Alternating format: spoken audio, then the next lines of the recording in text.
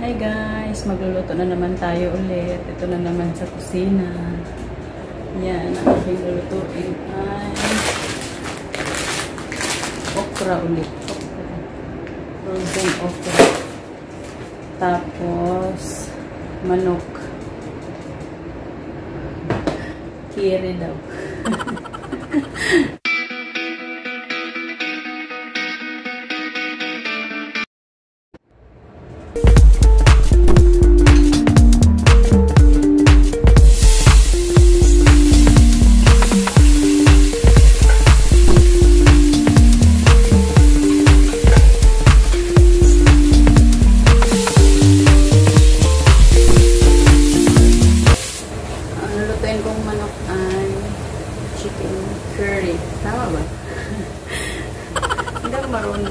Tama ba yun? Sinsya na ha, kasi dati kasi nung nag-aaral ako, ano yun sa Bisaya, na mayabas o santo. Hindi ka ba lumagpuan? Hindi ka ba lumag-English? Sabi nila dito, carry daw. Carry.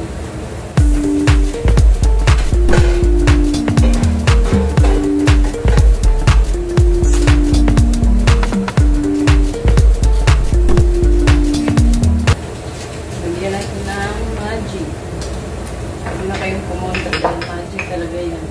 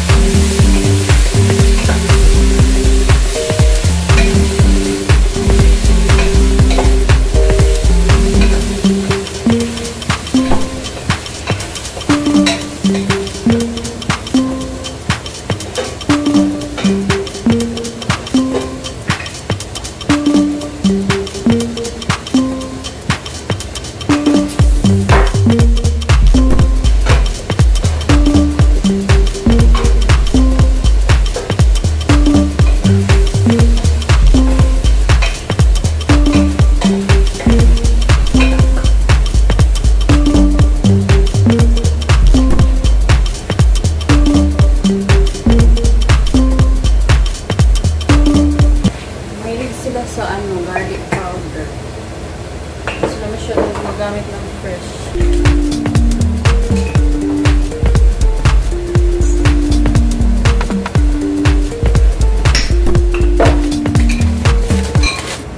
Gawin natin ang okra.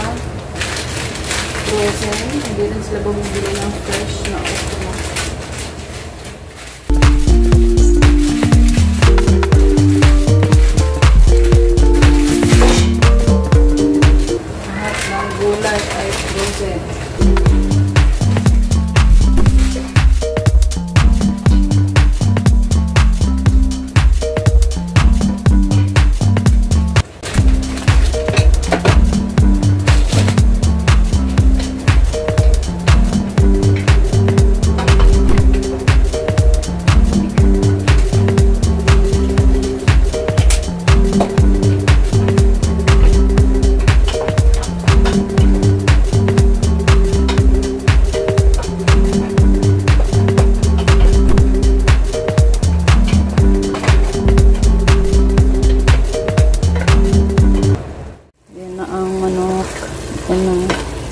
ang chicken curry. Chicken curry. At ito naman, okra. Bamya sa Arabic. Ayan. Tomato lahat yan. Ayan po, dahil malapit na maluto ang ating chicken, lagay ko na si tomato sauce. Tomato is life. Araw-araw hindi nawawala ang tomato. Iba ang chicken curry nila dito. Curry. Ano? May tomato. Indian daw to. Indian dish. Lagyan ko lang siya ng curry powder. Kasi chicken curry na naman. Para maglakang curry.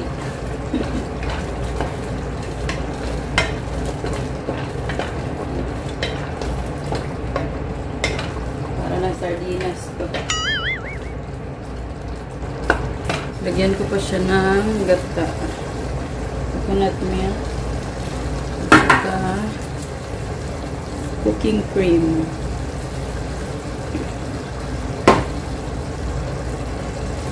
Ayan, lagay ko na ang gata.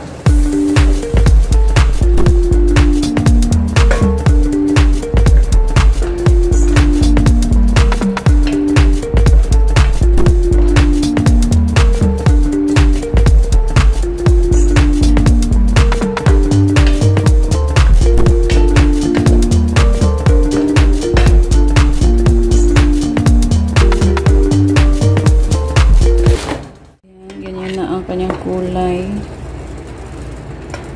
Kita ba? Tapos pag malapit na siya maluto, lagyan ko naman ng cooking cream. At ang ating okra, yan, kumukulo na.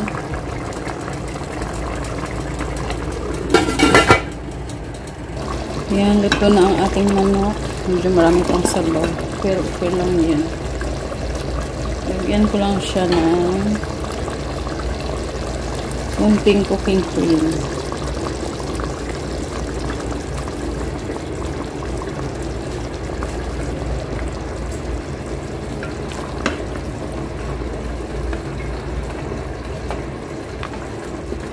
Ito yung ating okra, luto na siya.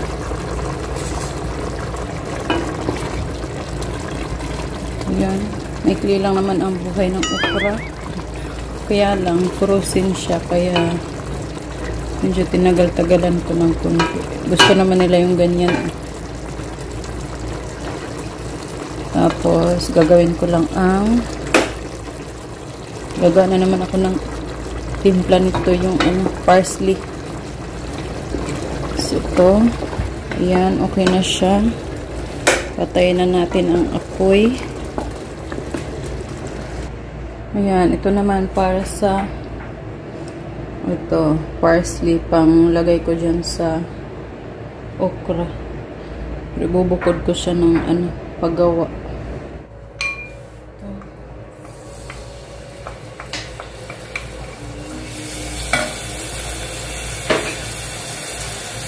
Prituhon ang parsley ang mahuman.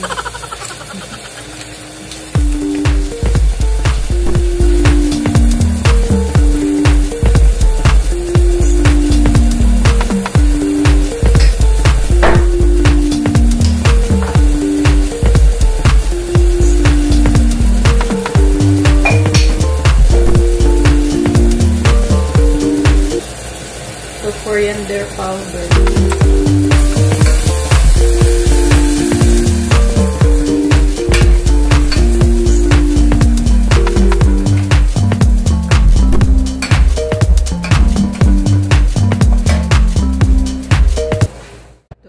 Tapos na ang parsley. Naprito ko na. Lagay ko na siya sa okra. Prito talaga.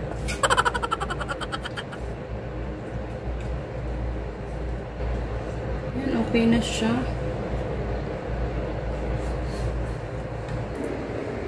Tapos na tayong magluto, guys. Wala ako ng mga lalagyan.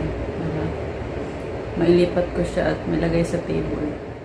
Guys, ito na ang ating chicken curry na Indian dish. Ang ating okra.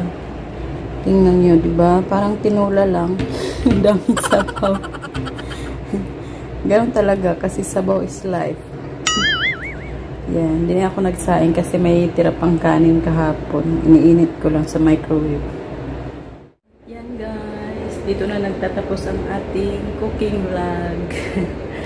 Bye! Maghuhugas na ako. Ayoko mag-vlog doon kasi may mga, alam niyo na, may mga na dumadaan-daan. Ayoko silang sali. Mga pasaway yun. Bye guys! Salamat sa panonood.